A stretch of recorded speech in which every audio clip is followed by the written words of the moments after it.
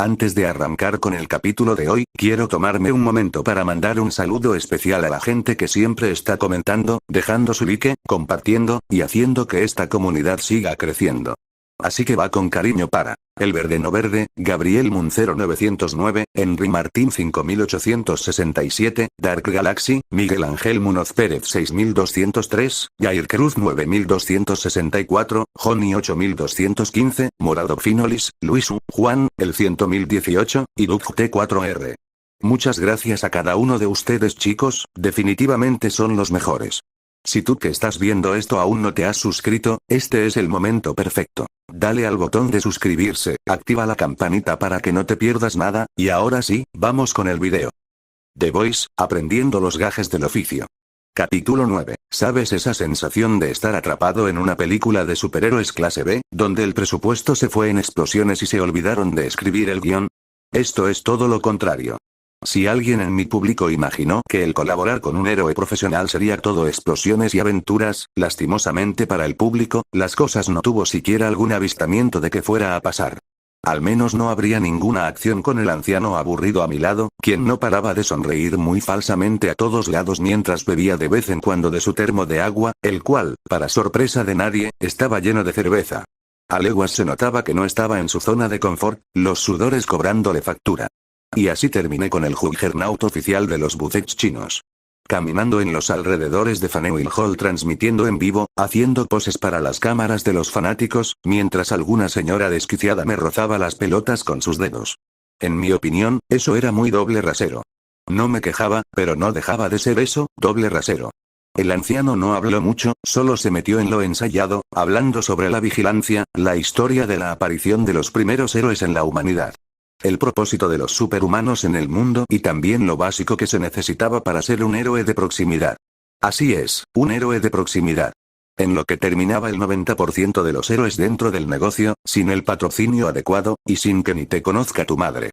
En teoría un héroe de proximidad, generalmente colaborando con la policía, se encargaban de patrullar a pie en las ciudades o estados donde eran contratados. Estos, por el bien de su dinero y su futuro como empleado de Vogue, debían comportarse con humildad, empatía y compromiso con la comunidad. No era algo que la difunta Stormfront representara exactamente, pero en teoría, al menos, ante el público, las cosas tenían que ser todo paz mundial y tolerancia incondicional. Excepto con los criminales. La presencia de un héroe de proximidad tenía que inspirar seguridad, un carisma incluso infantil, en pos de lograr el toque icónico. No debía inspirar temor, y debía mostrarse accesible, dispuesto a escuchar y ayudar incluso en asuntos cotidianos. Evitar la arrogancia, actuar con justicia y mantener una actitud cercana eran claves para ganarse el respeto del público. Colaborar con sus habitantes y demostrar que estaba allí para proteger y servir, no para exhibirse, aunque eso último era la razón del por qué existían los contratos para variar. Y el anciano llevó eso al límite, mostrando su experiencia despiadada. No pude evitar admirarlo un poco, nuestra apatía mutua estaba allí, aunque sin interferencias en nuestro en vivo. Mucho dinero, mi 30%, estaba en juego. No me podía permitir una mierda con eso. Por otro lado, estaba contento, conforme conmigo mismo. Me había ganado una buena impresión por parte de los ejecutivos de la empresa, quienes estaban esperando buenos resultados para el directo de hoy. Mi uniforme estaba recién lavado, similar al que había hecho por mi cuenta. Solo que esta vez, había sido confeccionado por un profesional, quien se sentía a gusto de saber que no había necesidad de utilizar acolchados para mí. Por otra parte, el logo de la Facultad de Combate contra el Crimen de Godolkin brillaba en pequeño sobre el lado derecho de mi chaqueta. Desde que llegamos, fue selfie tras selfie. Una foto. Oh, salúdame. Mi hijo quiere ser como tú. Y están en vivo, ¿cierto? Genial, seré famoso en internet. Los primeros 30 minutos de la transmisión fue buena. Dimos algunos saludos, entrevistas rápidas y consejos de seguridad. Pero Brickernaut bueno, él estaba en otro plano astral. Se quedó en la misma esquina durante 20 minutos, sonriendo con los ojos entrecerrados. Entonces mi asesora maldijo detrás de la transmisión, mientras maldecía el hecho de que ese viejo se dignara a drogarse justo antes de empezar todo el directo. Una señora le regaló una empanada. Él la aceptó, la comió como si jamás hubiera probado algo tan bueno, pero todos entendieron, lo que me obligó a mí y a todos desviar la atención del público hacia otras cosas hasta que el viejo volviera en sí en unos minutos. Después de todo, el metabolismo de los supers era muy rápido. Yo trataba de mantener el contenido fluyendo. Gente. Aquí estamos con el gran romperroca, héroe nivel que alguna vez estuvo en los primeros 10 tops en los ranking pasados de Vogue. Su legado ha sido toda una aventura, y sin dudas ha hecho un buen trabajo por nuestra comunidad y sociedad. Él solo levantó el pulgar. ¿Y la lucha contra el crimen, lo que se suponía debía de pasar?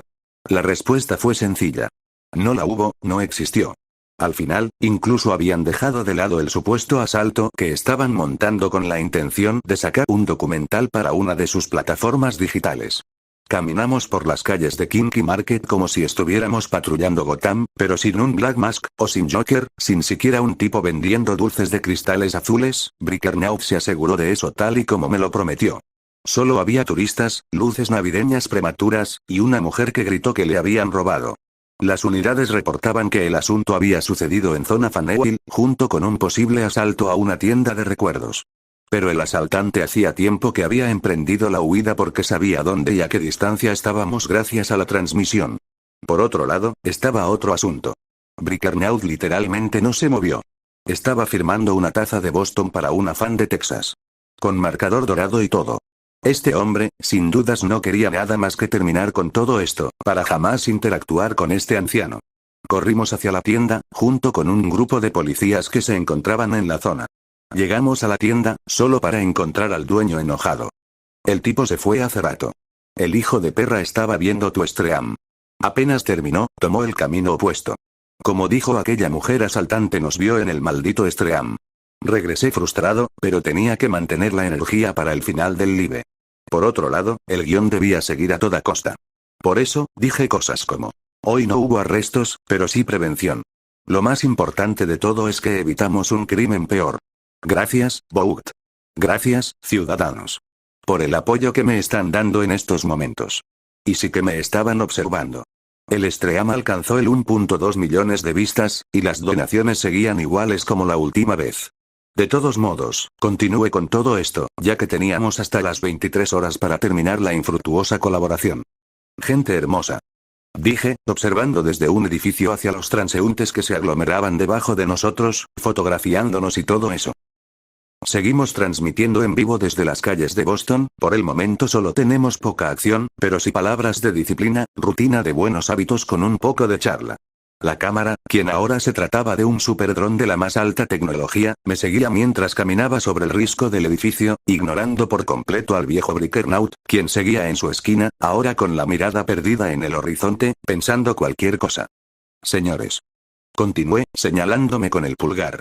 Estos últimos días no pude continuar con los directos debido a algunos cambios, ahora Vogue me patrocina y todo eso. Sin embargo, también he estado entrenando como un maldito marine. Lucha cuerpo a cuerpo, técnicas de sumisión, entre otras cosas que me podrían servir como héroe, ya saben. Los gajes del oficio. Hice una pausa dramática, guiñando un ojo a una mujer, dueña de la empresa del edificio en el que nos encontrábamos, quien había decidido precisamente pasar por donde nos encontrábamos para rozarme, en la azotea, cerca del risco, porque sí. La asesora detrás de cámara le lanzó una mirada asesina a la mujer del edificio, todo detrás de cámara, claro. Seguir hablando con mi público sobre cualquier trivialidad. Ya saben, cómo eres guay, tío. Crea un bat, crea una chica con muchos senos, crea cualquier cosa. Me negué a todas. Mi energía, que superaba el 1.000.000 de puntos, era limitada. No podía estar por ahí derrochando energía por el gusto del público. Ellos tendrían que donar el equivalente a mi 30% de ingresos por contrato para que siquiera intentara considerarlo. Pero mientras estaba a punto de soltar otro chiste barato, algo en el cielo, entre el reflejo de la luz de la noche, llamó mi atención. Dicha cosa también llamó la atención de todos los demás, especialmente con aquel ruido ensordecedor de algún avión. El estruendo aumentó su volumen conforme se acercaba hacia nosotros, entonces miré un poco más hacia arriba, y mis ojos se abrieron como platos, pálido, muy pálido de hecho. Un sudor frío recorrió mi espalda, no pude evitar permanecer paralizado por un momento al ver lo que estaba pasando. Era un avión, uno comercial, efectivamente. Volando de manera vertical, con una inclinación tal que parecía deslizarse como una piedra sometida por la gravedad. Con destino hacia el suelo. ¡Oh, demonios! No pude evitar decir, mientras el dron transmitía con una alta resolución todo lo que estaba pasando. El avión comercial, arrastrando una columna de humo negro, tenía uno de sus motores completamente envuelto en llamas. Y el otro parecía estar a unos cuantos segundos de seguirle el juego. Oh, mierda, no terminé la frase.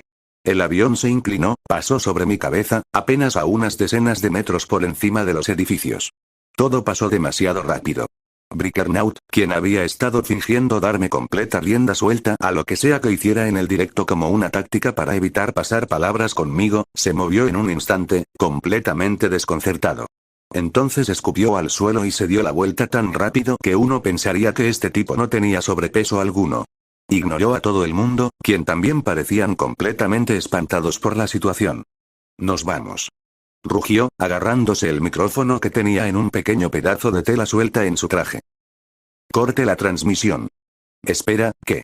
¡Ey! Pero ya era tarde, ni siquiera esperó a nada de nada. Incluso si la transmisión siguió su curso. El héroe veterano, el mismo que había pasado horas fingiendo, huyó sin siquiera prestar atención a su equipo de trabajo, literalmente. Dio un salto, aterrizando en un techo opuesto a la dirección del avión a la deriva. Luego cayó hacia el vacío y desapareció entre la gente vuelta loca en la calle, corriendo como pollos sin cabeza. Yo por mi parte quise huir, esto ya estaba a otro nivel. Por amor a Dios, era un avión el que caía.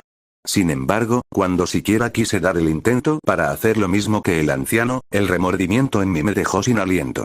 Dios, mi corazón de pollo, me hizo darme la vuelta y fijarme en aquel avión que hacía solo unos segundos pasó sobre mi cabeza. Irónicamente, para ser lo más cercano a lo que era un linterna de los cómics, era muy sentimental en muchos aspectos. Como por ejemplo, la vergüenza de vivir con el remordimiento de no haber intentado ayudar en algo, siquiera intentarlo. Había nacido con un don. Y estaba en esto del heroísmo por la fama y el dinero. Pero al menos, lo mínimo que debía hacer era mi puto trabajo. Por eso me estaban pagando el puto 30%, ¿no? Para que arriesgara mi vida y continuar con la ilusión de los niños adultos de hoy en día. Bueno, de todos modos, algún día tendría una situación extraordinaria. Era el momento de brillar y ser extraordinario. También sentí una punzada en el corazón. Porque estaba haciendo algo que iba en contra de mis principios. Usar grandes cantidades de mi energía. Entonces, el aura de energía violeta se envolvió a mi cuerpo como una segunda piel, volviéndome parcialmente invulnerable, pero más importante, permitiéndome el vuelo. Entonces floté, tomando aire por lo que estaba a punto de hacer. Mis puntos, unos cuantos miles de serían desperdiciados para salvar a los desconocidos que estaban a punto de encenderse en fuegos artificiales. ¡Boom! La voz de mi asesora, Lara, retumbó en mi oído. Miré hacia abajo, miré hacia atrás, y la vi. Ella, al igual que todo el personal, estaba por escapar por la puerta de las escaleras. Sal de ahí, maldita sea. No tenemos tiempo para permanecer aquí, baja y ayúdame con esto. El avión seguía cayendo, cada vez más bajo, cada vez más cerca de colisionar con un triple rascacielos. La gente alrededor empezó a gritar, corriendo en todas direcciones. Las cámaras seguían grabando, si el verde de la bombilla decía algo. ¿Qué estás esperando? No te pago para que estés como estúpido. Ven y ayúdame a evacuar. Sus palabras, odiosos como era, apenas me resbaló. Miré hacia el avión y negué con la cabeza hacia mi asesora. Lo siento, señora. Pero precisamente me pagan para responder a situaciones como estas, ¿no? Usted entiende, ¿no? Los gajes del oficio. Dije, y desaparecí. Demonios. En serio quise mandarla al diablo, esa. Dios. ¿Qué demonios estoy haciendo? Por segunda vez en mi segunda vida, superé el umbral de 10.000 puntos de energía. Por cada 1000 puntos, mis capacidades se multiplicaban por 2. Entonces, esperaba que con 60.000 desperdiciados para una ráfaga de poder momentáneo me permita lidiar con un avión en caída. Ya no había tiempo para riesgos. Solo mi poder sangrando lento, años de almacenamiento desperdiciados por un momento fugaz. Necesario al fin, pero igual de fugaz. Lara pareció saber lo que estaba a punto de hacer, porque gritó de inmediato. ¡Oh, no! Escuché por un instante, pero su voz se convirtió en estática, reemplazado por el látigo del vuelo subsónico que resonó alrededor. ¡Boom! 60.000 puntos de mi energía me llevaron más allá que cualquier superhumano en este mundo. Fuerza, resistencia, velocidad, capacidades cognitivas. Todo estaba a otro nivel. Y aún así, aceleré en el aire con temor, no queriendo generar un estampido sónico dañino en la ciudad. Yo, el estudiante que se suponía tenía que aprender del anciano que escapó a quién sabe dónde, ahora tenía que buscar la forma de detener la colisión de aquella aeronave. Mi velocidad estaba fuera de cualquier parámetro. Muy pocas veces fui tan veloz. Por lo que para cuando había pasado 2 segundos, ya había acortado la distancia a solo unos cuantos centímetros de la maquinaria aerodinámica en decadencia. El avión seguía escupiendo llamas y fuego, por no decir que todo en el exterior parecía ser una especie de horno. Obviamente, era invulnerable con mi protección, mi segunda piel de energía. Joder, ¿en qué demonios te metiste? Grité para mentalizarme. Tenía que convencerme a mí mismo de que era capaz de hacer esto. Bien, es momento, pensé, para proceder. Esperando no joder todo. Extendí las manos, pero no toqué el fuselaje. Mi fuerza temporal, amplificada, era demasiada para poder controlarlo de manera eficiente. Sabía que actualmente, este avión tenía la misma dureza que la arcilla seca en mis manos. Lo más probable era que lo partiera en dos y eso no era una opción. En vez de eso, cerré los ojos y concentré esa gran cantidad de energía que estaba derrochando para expandirla, darle una dirección tangible. Sentí cómo brotaba de mis palmas, expandiéndose sobre todo el fuselaje como una segunda piel hecha de múltiples capas ultrafinas del constructo, creando una sustancia virtualmente indestructible. Bueno, casi indestructibles por medios convencionales. Vamos, maldita sea. Gruñí, los músculos temblando por el esfuerzo. No estaba acostumbrado a usar tanto poder de golpe, sin mencionar que sentía todo el peso del avión. Como si sostuviera el saco de papas más pesado de mi vida. Al forzar mi fuerza y control sobre la nave, y habiendo sostenido toda la superficie, el avión dejó de tambalearse por ahora. El sudor corrió mi frente blindado por los fotones que me rodeaba, pero, aunque era pesado, pude controlar el avión. Entonces avancé a través del vidrio empañado de la cabina, y pude ver a los pilotos forcejeando con los controles, sus rostros distorsionados por el esfuerzo y el terror. Uno de ellos me miró, sus ojos desorbitados. Bien, estaban vivos. No había terroristas en esto. Afortunadamente, el avión ya no caía. Desafortunadamente, el avión seguía avanzando. Tenía que hacer algo, especialmente con lo que había enfrente. Oh, no, no, no. 3 torres gemelas nos esperaban al frente. Actué por instinto, ya que no pensé en nada más que evitarlo a toda costa. Con un gruñido que me carraspeó mi garganta, cambié la trayectoria del pesado avión hacia un lado. Lento pero seguro, el avión cambió de trayectoria, a solo unos metros de la colisión, gracias a un giro tan brusco que sentí como el metal gemía debajo de la construcción que sostenía todo el constructo. El ala izquierda pasó a 1 metro de la torre más alta, a casi nada de romper el cristal de una oficina donde un tipo con corbata soltó su café al ver pasar todo el avión, que probablemente estaba a nada de hacerlo pedacitos en aquel momento. Por una parte, lo peor había pasado, si pasábamos por alto que aún seguíamos planeando sobre una ciudad. Sin embargo, a pesar de usar 60.000 puntos de energía, aún sentía que el avión era muy pesado, por lo que no podía permitir que mi cuerpo llegue al fallo, porque eso desharía la concentración y con ello, también el constructo que mantenía en vuelo la aeronave. Necesitaba un lugar seguro, y rápido. Desesperado, mis ojos escanearon la ciudad, hasta que lo único que consideraba mejor por el momento alcanzó mi vista. Era una autopista, que aún estaba concurrida de gente. Sin embargo, ya no había tiempo. Tanto para mí, como para el avión. Sentía mi cerebro palpitar por la presión que aumentaba progresivamente. Allá vamos. Me dije a mí mismo entre dientes. Con mis últimos esfuerzos, dirigí el avión hacia la pista improvisada, ajustando el ángulo para que no se estrellara de morro. Cuando me dirigí a la autopista, pude ver cómo el caos en la pista se hacía notar. Bien, además de los accidentes repentinos, no había más peligro comparado dejar que un triple rascacielos cayera en medio de la ciudad como unas piezas de dominó. Tardé 40 infernales segundos para poder estar a unos cuantos metros sobre el asfalto de la autopista. Sin embargo, lo había logrado, sin mencionar que tuve que forzar al avión para que el avión bajara su velocidad. El tren de aterrizaje, materializados por mis constructos, golpeó el asfalto con un chirrido que me hizo rechinar los dientes, las ruedas reventaron como cristal al instante. Mi control en todo el fuselaje del avión se rompió, no pude soportarlo más y lo dejé caer. El avión rebotó, saltando como un toro enloquecido, derrapó a la derecha y a la izquierda, dejando escapar un montón de chispas ya que la parte baja del avión rozaba con el asfalto. Pero afortunadamente, el avión apenas se desplazaba a la velocidad de un triciclo, sin mencionar que estaba a la altura de 1 metro antes de colisionar, lo que había evitado que se partiera. El derrape del avión solo tardó unos cuantos segundos. Sin embargo, avanzó solo unos metros hasta que se detuvo. Entonces, el motor en llamas explotó. Pero luego se apagó. Bien. Mi esfuerzo y derroche de energía no fue en vano. Aterricé, con mis manos sobre mis muslos, tratando de recuperar el aliento. Ignoré el asfalto quebrado bajo mis pies ante la fuerza sin control que aún tenía. Sin embargo, no me detuve allí. Levité hacia la puerta del avión y lo arranqué de sus bisagras, provocando que una rampa inflable se desplegara en segundos. No estaba confiado, temía que todo explotara de repente con todos adentro. De inmediato levité hacia el interior y miré a mi alrededor.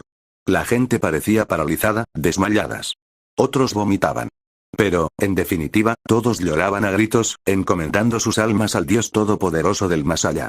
Ese que todos despreciaban y acusaban de alguna especie de tirano megalómano y todo eso.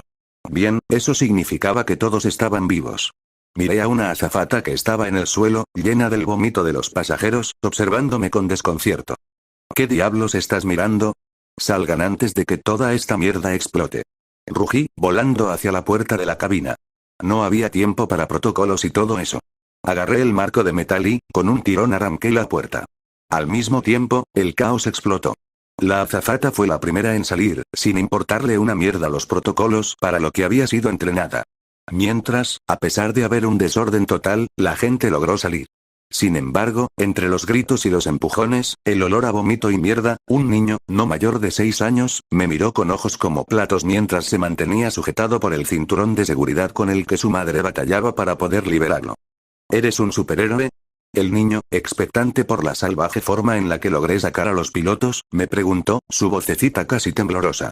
Algo así, pequeño, algo así. Le dije, materializando un cuchillo y con precisión, cortando el cinturón en un instante. Cuando me fijé en la cabina de mando, donde uno de los pilotos sacaba una botella de alcohol de uno de sus compartimentos, pude observar al descarado dron del directo mirándome justamente a la cámara. Parpadeé por un instante, sorprendido. ¿Cuándo esta cosa llegó? Más importante. Espera. ¿Esta cosa todavía sigue grabando? Pregunté, más para mí que por otra cosa. La luz de la cámara dejaba en claro que efectivamente, toda esta mierda aún se transmitía en vivo.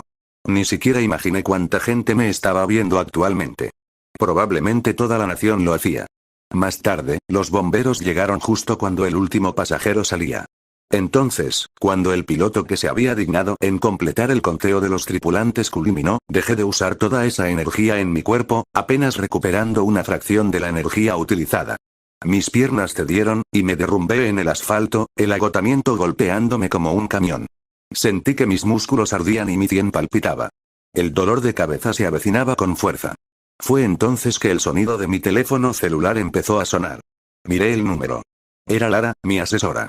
Contesté de inmediato. Sí, Bot, ¿me escuchas? La voz de mi asesora sonó fuerte en mi teléfono, me molestó un montón. Dios, el dolor de cabeza estaba empezando a ser insoportable para mí. Sí, estoy aquí, estoy bien, pero no puedo seguir con esto por hoy. Siento que me duele todo el cuerpo, y mi cabeza, maldita sea, siento que me está reventando. Jadeé, mientras observaba cómo el maldito dron se acercaba mucho a mi cara sudada. El stream sigue en vivo. Tienes 115 millones de espectadores, lo que sea que te impulsó a hacer esto, felicitaciones chico. Ah, sí. Gracias por preocuparte por mí, Lara. Es bueno saber que velas por mi bienestar. Dije, de manera sarcástica, obviamente. Estoy viéndote desde la transmisión, ¿estás bien? Un equipo irá para tu ubicación, acompañado de la FA y el NTSB. Espéranos allí. Miré hacia arriba, en dirección a las grandes pantallas de los noticieros. Solo pude sorprenderme por lo que hice. Ni siquiera Homelander logró algo así. Solo negué con la cabeza. Recosté mi cabeza en el asfalto y cerré los ojos, concentrándome en mejorar mis capacidades curativas para eliminar este dolor de cabeza que se sentía como la mierda. Si te gustó el video,